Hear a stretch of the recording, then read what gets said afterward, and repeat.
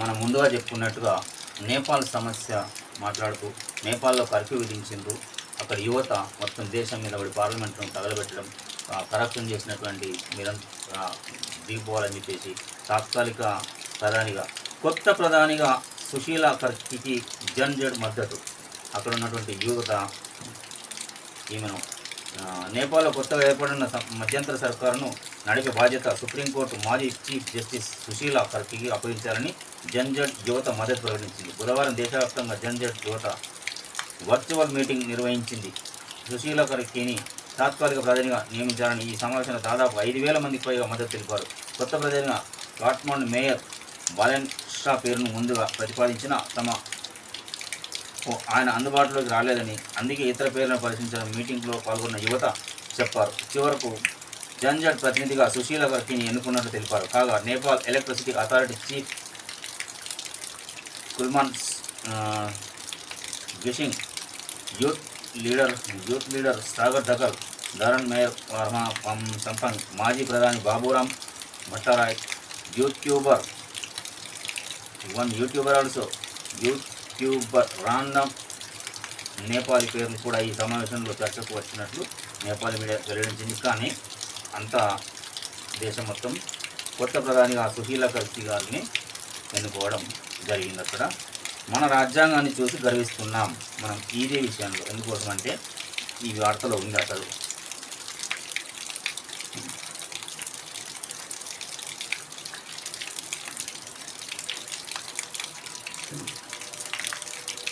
పక్క దేశాల్లో పరిస్థితి చూడండి ఎలా ఉందో.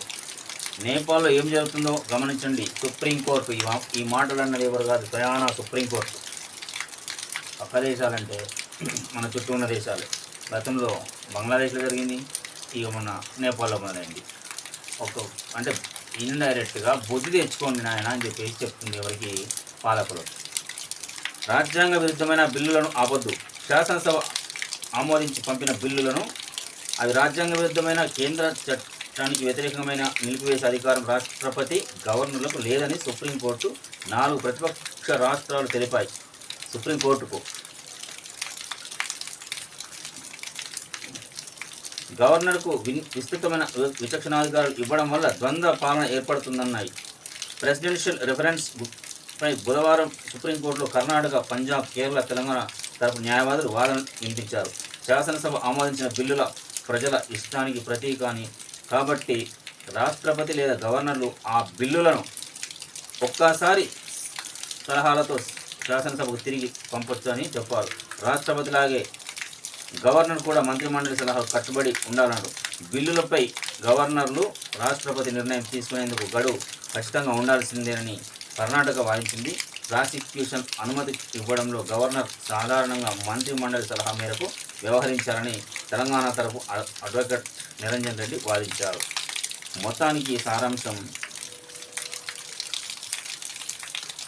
కేంద్రంలో ఒక ప్రభుత్వం, రాష్ట్రంలో ఒక ప్రభుత్వం ఉండడం మూలంగా ఏర్పడే ప్రాబ్లమ్స్ ఏంటంటే, ఇక్కడ తీర్మానమైనటువంటి ఆమోదించబడేటువంటి బిల్లు మంత్రిమండలి అంటే ప్రభుత్వం ఆమోదించిన బిల్లులు, కేబినెట్ ఆమోదించిన బిల్లులను గవర్నర్ గారు పాస్ చేయడంలో పెండింగ్లో పెట్టడం మూలంగా ఏర్పడే ఇబ్బందులను దృష్టిలో పెట్టుకొని రాజ్యాంగ విరుద్ధమైన బిల్లులను ఆపొద్దు అని చెప్పేసి ఒక వార్త రాసుకొచ్చింది మన వెలుగులో. అయితే అందుకే, ఎందుకంటే ప్రజల యొక్క అసహనానికి గురి కావద్దు. ప్రజల ప్రభుత్వం కాబట్టి ప్రజాప్రభుత్వం, ప్రజలు ఎన్నుకున్నటువంటి నాయకులు తీర్పులు చేశారు, ప్రజలు చేసినట్టే కదా అన్న ఉద్దేశంతో ఆ మీనింగ్తో రాసిండు. కానీ కొన్ని సందర్భాలు ఆపాల్సి వస్తుంది, కొన్ని సందర్భాలు ప్రజల యొక్క సంక్షేమాన్ని కూడా దృష్టిలో పెట్టుకొని, ఇప్పుడు ఎగ్జాంపుల్ 42% బీసీ బిల్లే ఉన్నది, దాన్ని ఆమోదించడం ఇలాంటి తప్పు లేదనిపిస్తుంది. ఎందుకు దానికి అంత ఇది చేయడం? 10% రిజర్వేషన్ బిల్లు ఏంటి, మన ఎకనామికల్ ఈడబ్ల్యూఎస్ కోటా కింద ఇయ్యలేదా 10%? ఇమ్మీడియట్లీగా బిల్ పాస్ చేసి కేంద్రంలో రాష్ట్రపతి గారు ఇక్కడ అక్కడ ఎవరు పట్టా లేకుండా, ఇంత చర్చ లేకుండా అయిపోయింది కదా. మరి ఈ 42% బిల్లు కోసం ఎందుకు ఇంత అది దృష్టిలో పెట్టుకొని ఈ 4 రాష్ట్రాలు కాస్త, ఎందుకంటే ఈ వార్త రాయడం ప్రధాన ఉద్దేశం కనబడుతుంది. ఓ కేసు విచారణ సందర్భంగా సుప్రీంకోర్టు కీలక వ్యాఖ్యలు చేసింది. మన దేశ రాజ్యాంగాన్ని చూసి గర్విస్తున్నట్టు తెలిపింది. మన పొరుగు దేశాలైన నేపాల్, బంగ్లాదేశ్లో ఏం జరుగుతుందో ఒకసారి గమనించాలని వ్యాఖ్యానించింది. రాష్ట్రాల బిల్లుల ఆమోదంలో న్యాయస్థానం రాష్ట్రపతి గవర్నర్కు గడువు నిర్దేశించిన విషయం తెలిసిందే. దీనిపై కోర్టును రాష్ట్రపతి ద్రౌపది ముర్ము అభిప్రాయం కోరగా CJI justice BR Gavai bench ముందు బుధవారం వాదనలు కొనసాగాయి. ఈ బెంచ్లో justice Suryakant, justice Vikramnath, justice PS Narasimha, justice AS Chandorkar సభ్యులుగా ఉన్నారు. ఈ క్రమంలో సిజేఐ జస్టిస్ గవాయ్ భారత రాజ్యాంగాన్ని ప్రస్తావించారు. మన రాజ్యాంగం చూసి గర్వపడుతున్నాం. మన పక్కనున్న దేశాల్లో ఏం జరుగుతుందో చూడండి. ఇప్పుడు నేపాల్లో పరిస్థితిని గమనించండి అన్నారు. మధ్యలో జస్టిస్ విక్రమ్నాథ్ స్పందించి అవును, బంగ్లాదేశ్లను అంటూ గుర్తు చేశారు. మనం ముందుగా మాట్లాడుకునే విషయం ఇదే. మన దేశంలో ఈ రాజ్యాంగం మీరు చాలాసార్లు చర్చలు చెప్తారు కదా, మన దేశ రాజ్యాంగం చాలా గొప్పది. చాలా ముందు చూపుతోని డాక్టర్ బాబాసాహెబ్ అంబేద్కర్ గారు చాలా ముందు చూపుతోని ఆలోచన చేసి చాలా అంశాలు పొందుపరుస్తూ రాయడం జరిగింది. కొందరు అంటారు అవసరం లేని వాళ్ళకు వాదన కూడా పెట్టుకోము, అనవసరంగా చర్చలకు వస్తున్నప్పుడు ఏదో మేము మాట్లాడుతున్నప్పుడు ఇది ఇట్లా కదా వాళ్ళ గురించి అనవసరంగా ఎక్స్పోజ్ గురించి అనవసరం లేదు. వాదనను వినిపించిన solicitor general CJI justice BR Gavai అంటే ఎంత ముందు చూపుతోని మన దేశాన్ని, ఇంత పెద్ద డెమోక్రటిక్ దేశానికి రాజ్యాంగాన్ని ఏ విధంగా ఉండని రాసిందో అని అంటే the great world intellectual doctor Babasaheb Ambedkar. అందుకే ఒక్క వ్యవస్థ అనుసంధానంగా ఉంటూ ఒకరికొకరు జవాబుదారీతో ఉండగలుగుతుంది మన దేశం అంటే అది రాజ్యాంగం. రాజ్యాంగంగా మనం అంటున్న మాట కాదు, స్వయాన సుప్రీంకోర్టే రాజ్యాంగాన్ని చూసి గర్విస్తున్నాం. ఎందుకంటే ఇక్కడ బంగ్లాదేశ్, ఇటు నేపాల్లో ఏం జరుగుతుంది చూడండి ఒకసారి అని చెప్పేసి చెబుతుంది. కాబట్టి ఇంకా ఇంకొంతమంది ఉంటారు కదా, ఇప్పటికైనా తెలుసుకుంటారు వాళ్ళు.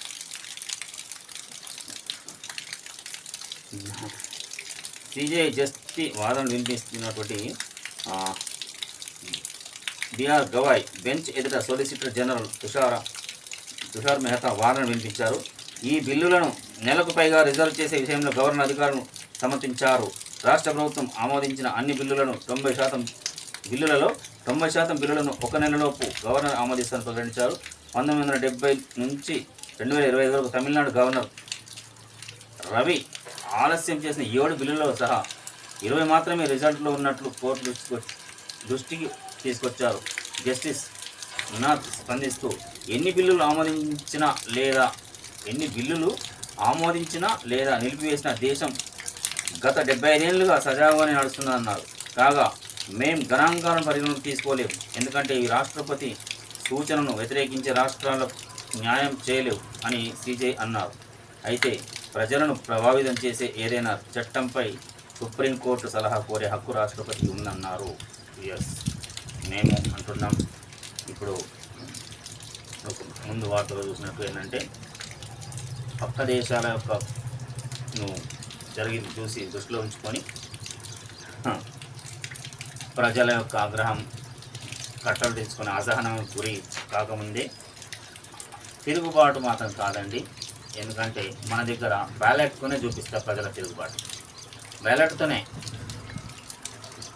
అది దృష్టిలో పెట్టుకొని బిల్లు ఎక్కడ ఆపాలి, ఎందుకు పాస్ చేయాలనేది అక్కడ కేంద్రంలో కావచ్చు, ఇంకా రాష్ట్రంలో కావచ్చు, ఆమోదించేటువంటి ఉన్నత రాజ్యాంగబద్ధమైన పదవులలో కొనసాగుతున్న వారు కావచ్చు, ఏ బిల్లు ఆపాలి, ఏ బిల్లు ఆపకూడదు అనేది ఆలోచన చేసి పాస్ చేస్తే ఇవన్నీ చర్చలే ఉండేవి. ఇది ప్రధానంగా బీసీ బిల్లును ఉద్దేశించినటువంటి సమస్యనే కాబట్టి మేము కూడా అదే అనుకుంటున్నాం. పేదలు కోరిన సమాచారం ఉచితంగా ఇవ్వాలి. ఎక్కడనో అడిషనల్లో రాసుకొచ్చారు సార్ డాక్టర్ తక్కువ సోషల్ అనలిస్ట్ అండ్ న్యాయ నిపుణులు. సమాచార చట్టం హక్కు ఉంది కదా, సమాచార చట్టం ఇష్టం వచ్చినట్లు ఇక అవి వెలుగులో అయితే సాక్షిలో ఇష్టం వచ్చినట్లు ఎఫ్ఐఆర్ల పోలీసుల తీరుపై హైకోర్టు అసహనం. సోషల్ మీడియాలో రాజకీయ విమర్శలు చేస్తే కేసులు పెడతారా? సుప్రీంకోర్టు హైకోర్టు జారీ చేసిన మార్గదర్శకాలను ఉల్లంఘిస్తారా? రాజ్యాంగంలో రాజకీయ విమర్శలకు రక్షణ ఉందన్న న్యాయమూర్తి. పోలీసుల తీరుతో కేసులు, కోర్టులు, పిటిషన్లు పెరుగుతున్నాయని వ్యాఖ్య. ఇష్టారాజ్యంగా ఆటోమేటిక్గా మెకానికల్ అరెస్టులు అనుమతించడం అనేది స్పష్టీకరణ. కేసు నమోదుకు ముందే ప్రాథమిక దర్యాప్తు చేయాలన్న కనీస విధిని మర్చిపోవద్దంటూ హితవు. నల్లబాలుపై 3 పోలీస్ స్టేషన్లు నమోదు చేసిన ఎఫ్ఐఆర్లో కొట్టివేత. హైకోర్టు ఒక మంచి సూచన చేసింది. ఇష్టానుసారంగా ఎఫ్ఐఆర్లు చేసి కేసులు కోర్టుల్లో పెండింగ్లో పెట్టకుండా, అది సోషల్ మీడియాలో రాజకీయ విమర్శలు చేస్తే కేసులు పెడతారా? వాస్తవం సోషల్ మీడియా అంటే ప్రాథమిక నిర్ధారణ చేసి ఒకవేళ వ్యక్తి యొక్క అతనికి ఇవన్నీ నిజంగానే ప్రజలను ఏదైనా ప్రేరేపించే విధంగా ఉంటే అప్పుడు చేయాలి. కానీ అనవసరంగా మాట్లాడితే కేసులు, క్వశ్చన్ చేస్తే కేసులు, అడిగితే కేసులు, ఇక మరి మాట్లాడే హక్కు లేకపోతే ఎట్లా? ఒక సంస్థలో అయితే చేయలు కట్టుకొని పనిచేసి ఉద్యోగాలు చేస్తే మరీ దారుణం. అయితే అడిగే నాతుడే లేకపోతే అదే ఉంది ఒక సంస్థ. సాదా బైనామాలకు మోక్షం క్రమబద్ధీకరణకు నోటిఫికేషన్ జారీ చేసిన ప్రభుత్వం. భూభారత చట్టం ప్రకారం అధికారులు కల్పిస్తూ జీవో. 11 లక్షల ఎకరాలకు సంబంధించిన దరఖాస్తు త్వరలో పరిష్కారం. నిషేధిత భూముల జాబితా సిద్ధం చేస్తున్నాం. హైకోర్టులో అఫిడవిట్ దాఖలు చేసిన సిఎస్ గారు. కానీ ఈ భూభారత చట్టం ప్రకారం అన్నీ ఇప్పటిదాకా మాట్లాడినవన్నీ ఎవరి భూములు వారికి తిరిగి వచ్చినప్పుడే సంతోషం. మీరు ఏదైనా సాధించినట్టు ప్రజలు మీపై పెట్టిన నమ్మకం బొమ్ము కాదు.